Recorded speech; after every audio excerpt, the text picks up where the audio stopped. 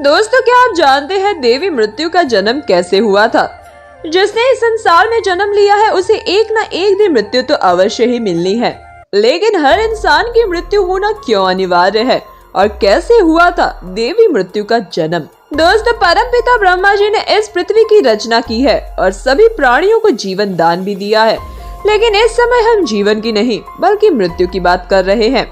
ब्रह्मा जी ने आज से अरबों साल पहले इस सृष्टि की रचना की थी।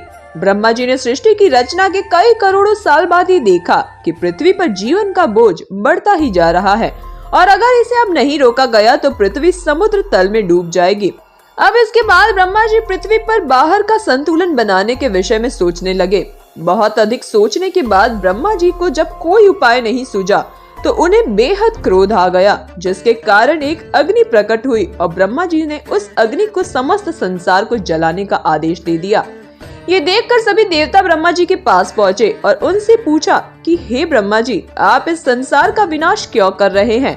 तब उस समय ब्रह्मा जी ने उत्तर दिया कि देवी पृथ्वी जगत के वजन से चिंतित हो रही है और उनकी इस पीड़ा ने मुझे इस प्राणियों के विनाश के लिए प्रेरित किया है। ये विनाश देखकर भगवान शिव ने ब्रह्मा जी से प्रार्थना की और उन्हें कहा कि आप इस प्रकार पृथ्वी का विनाश नहीं कर सकते, आप कोई दूसरा उपाय सोचिए। ये सुनकर ब्रह्मा जी का क्रोध शांत हुआ और उस समय उनकी इंद्रियों में से एक स्त्री उत्पन्न हुई। ब्रह्मा जी ने उस स्त्री को मृत्यु कहकर पुकारा।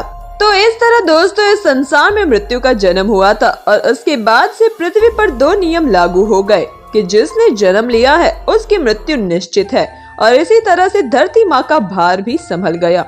अगर आपको आज का वीडियो पसंद आया हो तो ज्यादा से ज्यादा लोगों को शेयर करिए